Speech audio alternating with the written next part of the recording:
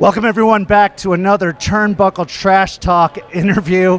I am your officiant, Kent, and I have the very fortunate opportunity to have a sit down with DMC Dante Marquis Carter. Dante, thank you so much for joining me. Kent, thank you for having me on Turnbuckle Talk. Turnbuckle Trash Talk. Turnbuckle Trash Talk. I don't talk trash, Kent. I just talk. That's why I call it Turnbuckle Talk, because I don't talk trash. So, you insinuating I talk trash? Is that what it is?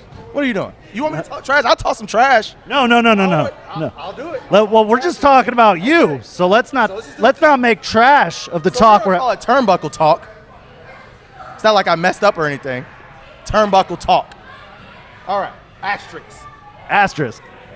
Okay, so Dante, let's talk about this journey you're on called wrestling. Where did it begin? How did it get you here? What is it about wrestling that appeals to you so much? Ken, I'm going to go ahead and tell you a word that everybody says in relation to professional wrestling if they are a professional wrestler when they're coming in. And the word is this. It's passion, okay? But I think that word is kind of overused, but I'm going to use it in a different kind of way and try to explain to you exactly why I do what I do. See, when people say that they're passionate about something, right? They go out there, they love what they do, but for some reason they can't reach the top. They can't reach the pinnacle of what it is that they're passionate about. Whether if it's a job, whether if it's a hobby, whether if it's just anything that they want to do, they're passionate about it, and they think that alone is going to carry them into whatever business it is that they're aspiring to be the best at. Kent, let me tell you, passion is literally my lifeline when it comes to professional wrestling.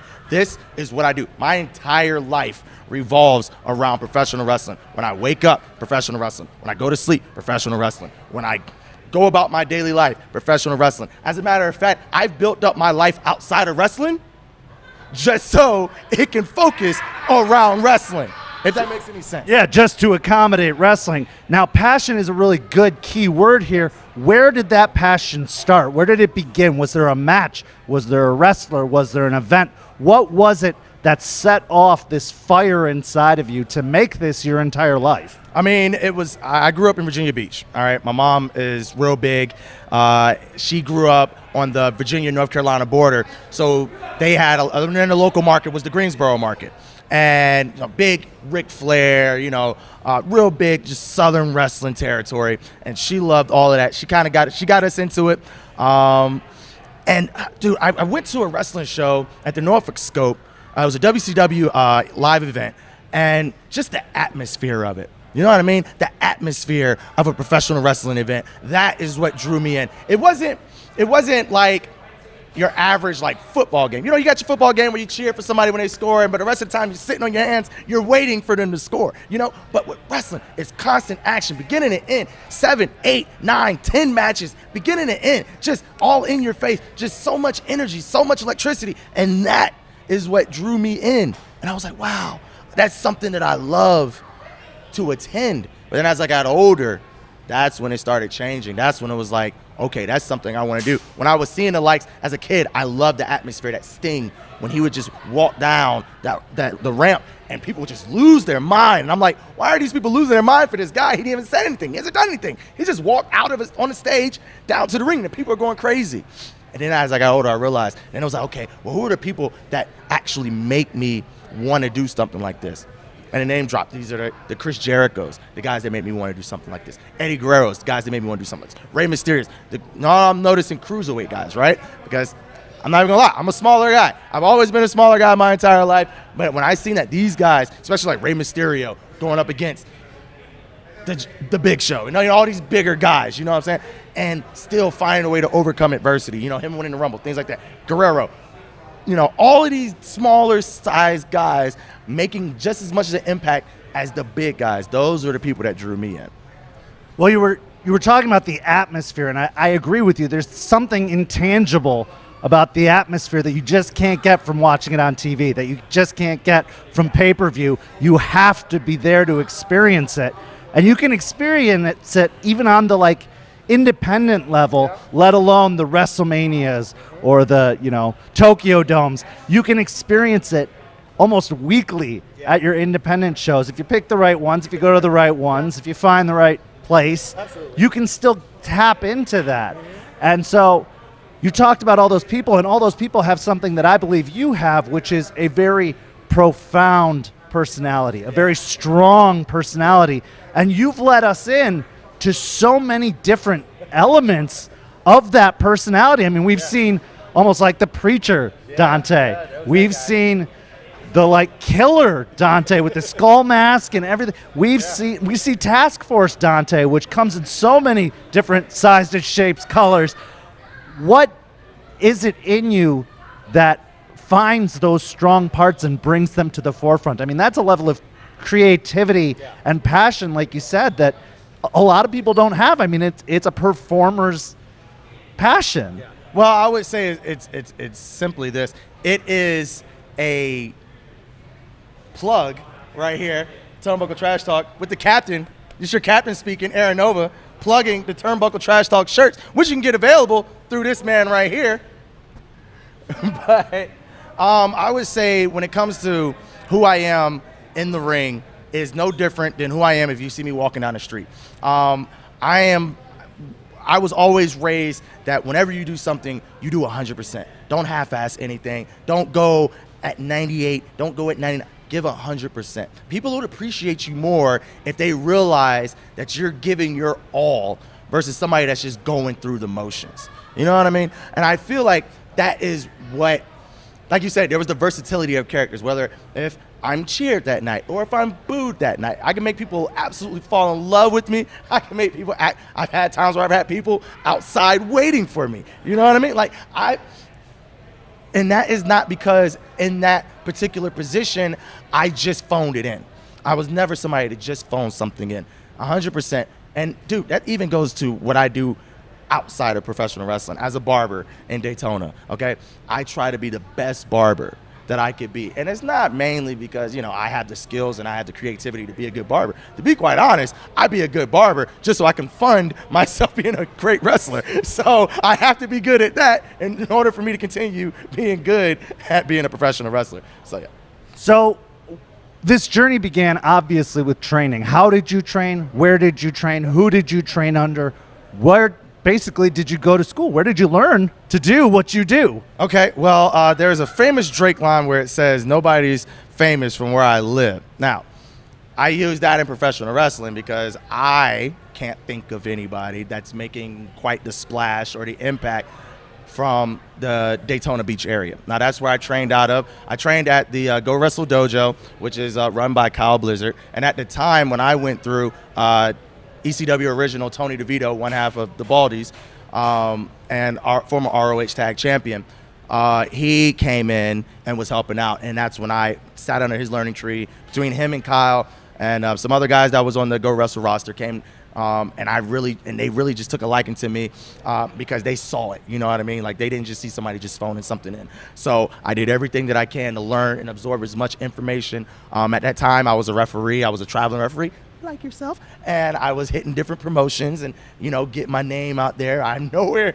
near the match count that you're at, trust me, but I had the opportunity to get on some high profile shows, working like that first wave, the first MLW wave, when they were local and they got their TV deal and things like that. And Fest Wrestling, which a lot of people in this area would say is a pinnacle to be reached. That is a big show. Yep. Fest, I worked them. It wasn't like their first show. It was probably like their second or third show for about a year and a half. I worked them. But I wasn't there just to be a referee. Like, I always knew I was going to be a professional wrestler. So when I was in the locker room, you know what I mean? I was picking up the antics of what does a wrestler look like? How does a wrestler act? When we're all doing our thing, like what does it take to be a professional? So I'm learning on the road while I'm also learning in school at the same time, and I'm taking all of that experience that I've had, and that is now at least created a baseline for who I am now, so that way I can continue and progress to be better. So you mentioned a lot of influences there. One of the things I've learned in wrestling is that you never stop learning. Every match, every promo, every interview even.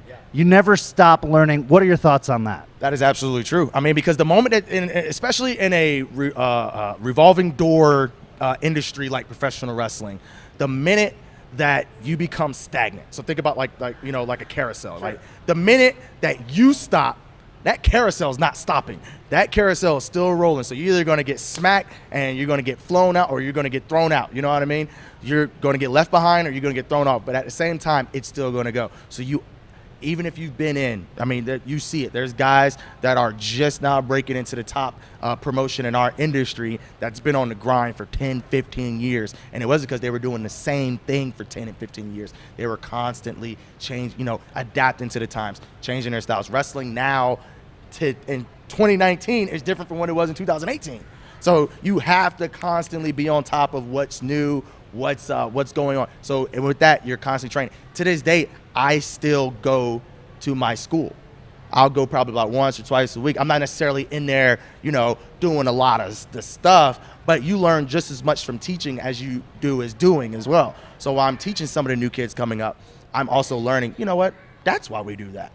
Or if I'm researching something to teach them, I'm like, oh, okay. And now I apply that to my next match. So it's constant evolution when it comes to learning. So if you had to give advice to somebody that's trying to break into the business, whether it's as a referee, whether it's as an announcer, whether it's as a wrestler, what advice would you give them starting out? What advice would you give them if they're even just contemplating the idea of getting into it? What would you say to them? My advice, and I want you guys to, come on, focus in right here, get in tighter. Don't do it. Don't do this. Don't ever do this. Stop doing what you're doing. Go get a regular job. Don't do professional wrestling, because I got it taken care of from here. So you're just going to come up short every time I'm around. So it's good to be second place. No, I'm fine. I would say that it's best, like we said earlier, to constantly learn. Don't think that you know everything, because there's always room to learn something. Even if you are the top guy of whatever promotion you are, there's always going to be somebody better than you. That's something that my mom taught me. There's always going to be someone better than you. But what my dad taught me was, all right, good, there's someone better than you. Find a way to be better than that person. So that's why you can't be stagnant. That's why you can't just be like, oh, I'm just going to stay in this local area and just, if that's your goal and desire to be the best in that spot, then fine. But like I said, I'm somebody that does something 100%. I hard charge everything I do. So everything that I'm doing, whether if it's here in beautiful Newport Richey, Florida, or if it's in Orlando, or Stamford, Connecticut, if I'm ever affiliated with these type of promotions, they're going to get 100%, because that is what's going to make you stand out versus somebody that just wants to do it. So if you want to break out, if you want to be a ring announcer, be the best damn ring announcer that you could be. You want to be a referee, be second best to this guy, because you're not going to get any better than that right there. Maybe Lee. No, Lee's got me. I'm number 2 to Lee. No, I don't know. I think Kent's got you beat, Lee. But I think it's this guy right here is the best ref. So you'll strive to be second best. I'm only saying that so next time he's refereeing my match, he gives me a fast count. And if you want to be a professional wrestler, don't just be somebody that's just wrestling. For the love of God, do not just go in there and just wrestle. Go in there with the mind to being the best. Whether even if you're just a comedian guy, if you're not a guy that can do a bunch of stuff, get in where you fit in. Find in what suits you best and work that to the best of your ability. Well, and the words sports entertainment are actually surprisingly appropriate. A lot of people say, well, it's not sports entertainment, it's wrestling. And I'm like, well, so is collegiate wrestling. Yes. Like, this is more than that. It's not just about physical talent. It's about so much more. So I'm really glad that you touched on that, because that is a very good point. Now, I feel like you've found an express lane recently in Task Force. Even tonight, when we were in that ring and your music hit, I had to plant my feet, grab my wrists as hard as I could to not just jam out to what I consider to be one of the coolest entrance themes right now. And working with Mikey Spandex, developing this thing that you guys have, again, it's almost intangible. How would you describe it? What was that experience like? What's that experience heading towards? One word: organic. Me and Mikey. A year ago in March, we had our first match, and everything just flowed. Even though we messed up a lot, but it still just flowed. And then we had some matches after that, and then in November of last year, we had a tryout with WWN, and we had a match there. And like I said, again, organic. Everything just flowed. And then the idea was like, well, we're trying to break in as singles. Let's see if we can do this together. Because we looked at the WWN roster. They're not really stacked on tag teams. It's like, so let's do something different. Everybody wants to break out and be the next superstar. I think the era of the tag team has died. You want to talk about a pivotal moment for me as a fan that was like, okay, I love this. We can go all the way back to WrestleMania 17, the triple threat, the TLC. That is a moment where it's like, oh, these 6-man tag teams. You know what I mean? And I feel like tag team wrestling, because now it's just one guy thrown together, boom, here you go. And that's why I said me and Mikey are organic. It seems like we came up as a tag team together, where our paths couldn't have been more separate. That just so happened to collide and get together. So it's been a hell of an experience. We have great opportunities. 2 opportunities we had a singles match on Evolve in October, November sometime frame, around that first time that we had to try out. And recently we tagged up and opened a show on Evolve on the last one. Yeah, Evolve 126. I actually was in the crowd for that, and it made my heart so happy to see you guys in there, because I admit, I watch your guys' work, I follow your guys' work, and I love what you guys are doing. And you're absolutely right. You talk about tag team wrestling, and it seems like it ebbs and flows. There was the era of the Hart Foundation and the Rockers and all this kind of good stuff going on then, and then it dipped. And then you got your Hardys and Edge and Christian and Dudleys, and then it feels like it's dipped again. And I'm so glad to see you guys being a pivotal part of bringing it back. What's the goals for Task Force? Where are you guys going? What's the plan? How long do you think this could last? Because just like in tag team wrestling, it could be over tomorrow. What's your guys' mission statement, if you will? The mission for Task Force. The mission that was given to us was go out there and be the best. Whether go out there and have the best match, go out there and be the best tag team. Whoever is on that show, we're going to be the best, the 2 people that everybody talks about if we walk out, win or lose. That has always been the mission for us. I think anybody that gets into this business, they obviously want to work with the big promotion. They want to go up. They want to climb the ladder so that one day WWE calls them.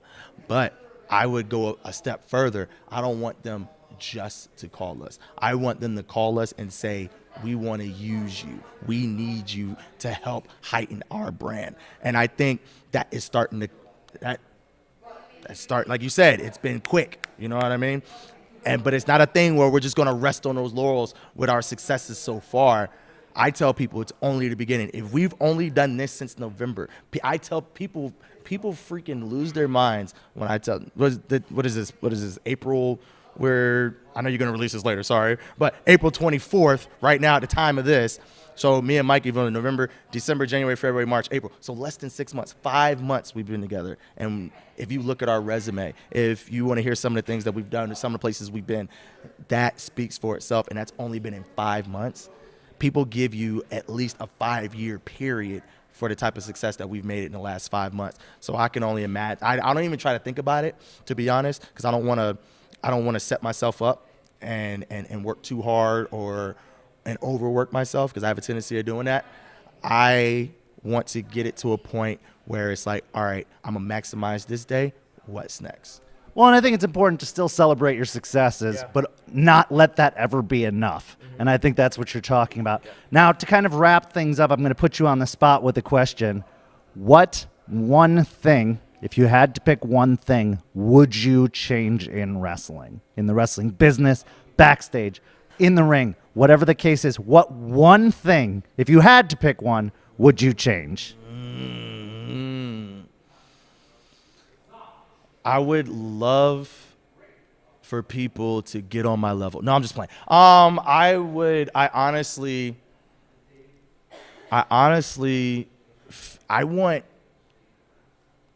God, man, I want to go to a wrestling show, and I want to feel